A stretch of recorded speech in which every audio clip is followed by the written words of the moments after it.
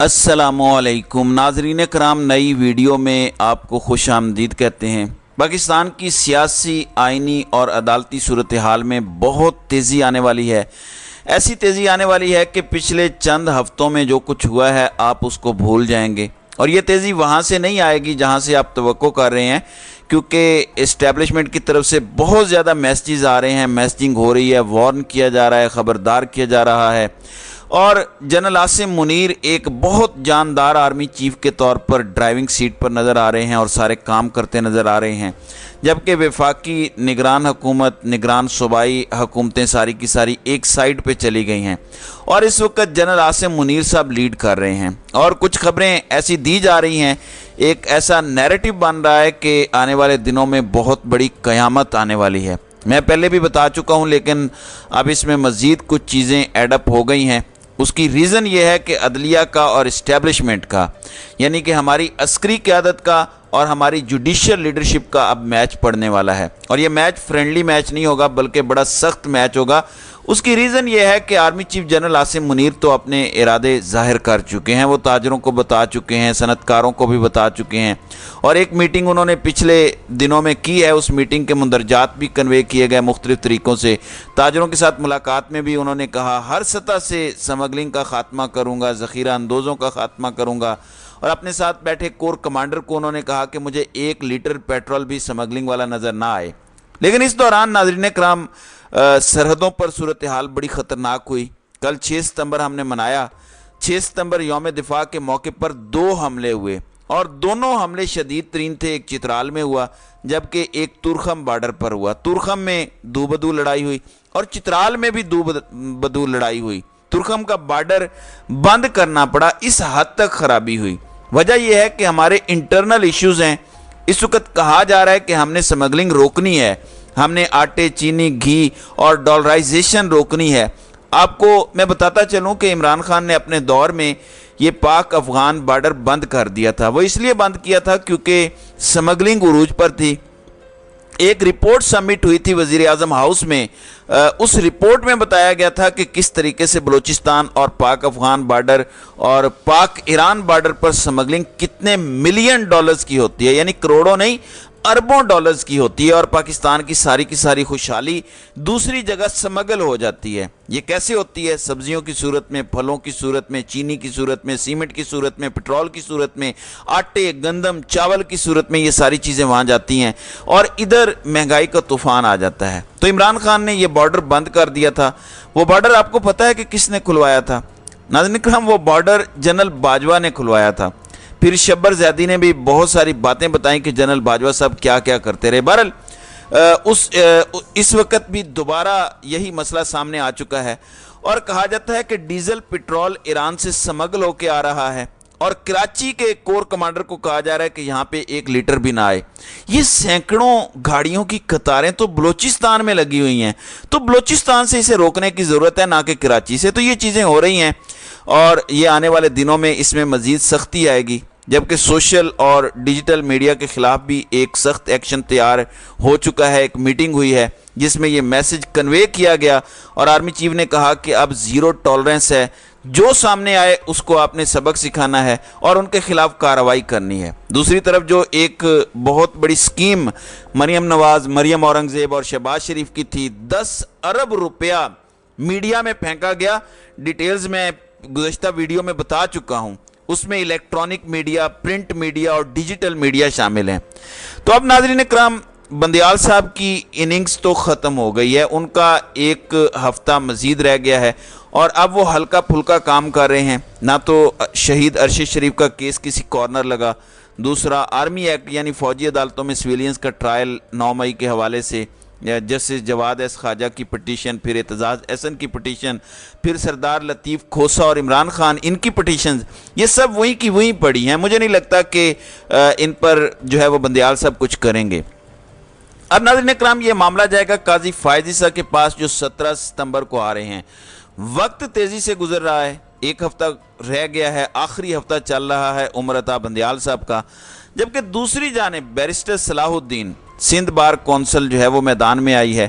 انہوں نے دو کام کیے ہیں. آرمی ایکٹ جو ترمیمی بل ہے اور آفیشیل سیکرٹ ایکٹ ترمیمی بل, ان کو انہوں نے چیلنج کیا ہے کیونکہ یہ دونوں غیر قانونی ایکٹ بنائے گئے, کیونکہ صدر مملکت کہہ چکے ہیں کہ میں نے دستخط نہیں کیے, لیکن اس کا جعلی گزٹ نوٹیفیکیشن جاری کر کے اس پہ کام بھی شروع ہو چکا ہے, عمل درآمد بھی شروع ہو چکا ہے, اس پر ٹرائل بھی شروع ہو چکا ہے. اس میں عمران خان, شاہ محمود قریشی اور اسد عمر کو جو ہے وہ ٹرائل کیا جا رہا ہے.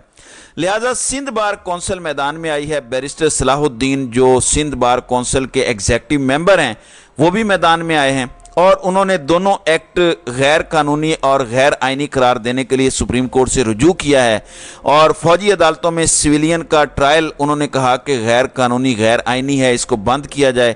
جتنے بھی لوگ گرفتار ہیں 9 مئی کے حوالے سے ان کو سول عدالتوں کے حوالے کیا جائے اور وہ آگے معاملات کو لے کر چلیں. یہ 3-4 کام انہوں نے کیے ہیں اور اسے اب قاضی فائز عیسیٰ نے سننا ہے. لہٰذا اس کے لیے بھی تیار رہنا چاہیے, کیونکہ ہمارے پاس ایک اطلاع یہ ہے کہ یہ جو تیزی آئی ہے اور آرمی چیف اور ہماری ملٹری لیڈرشپ ایگریسو نظر آ رہی ہے اور بہت زیادہ سخت میسیجنگ ہو رہی ہے, یہ ساری کی ساری چیزیں تیار کی جا رہی ہیں جسٹس قاضی فائز عیسیٰ کے لیے کہ انہوں نے آنا ہے.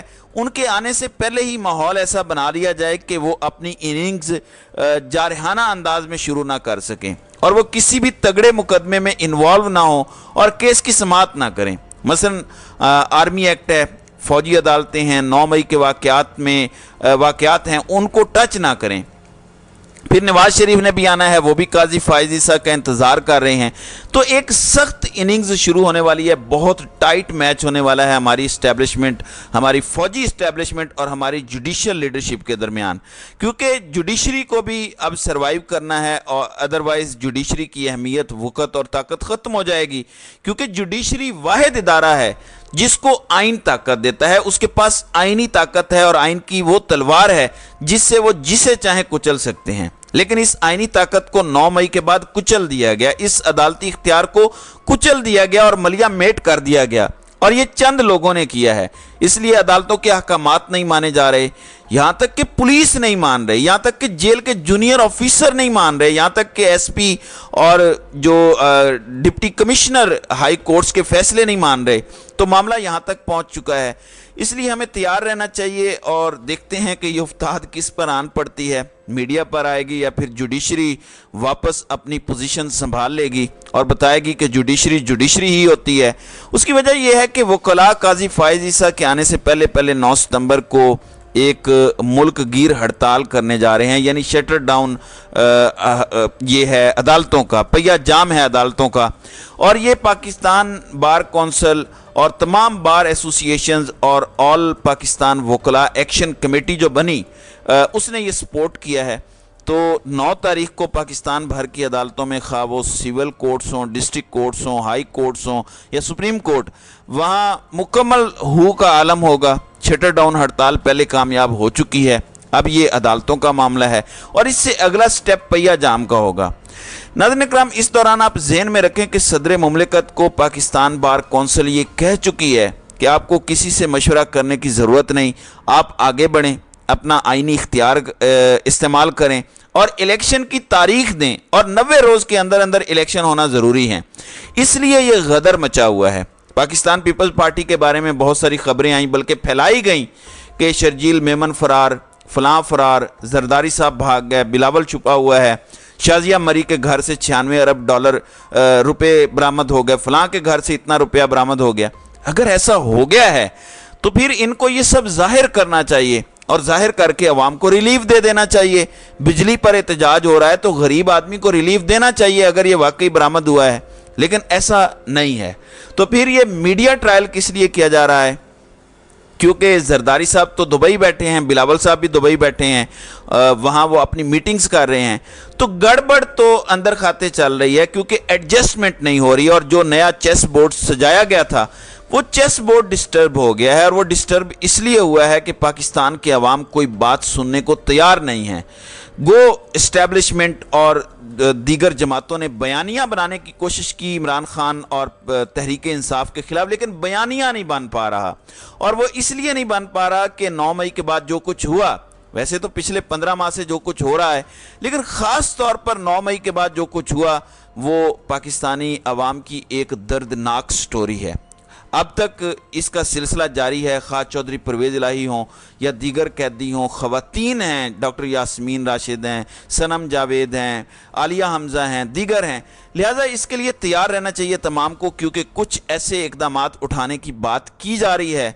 पाकिस्तान में मार्शल लॉ नाम की कोई चीज़ हमें आइंदा नज़र आएगी प्लस की। देखते हैं कि होता क्या है, क्योंकि ये इतना आसान नहीं है।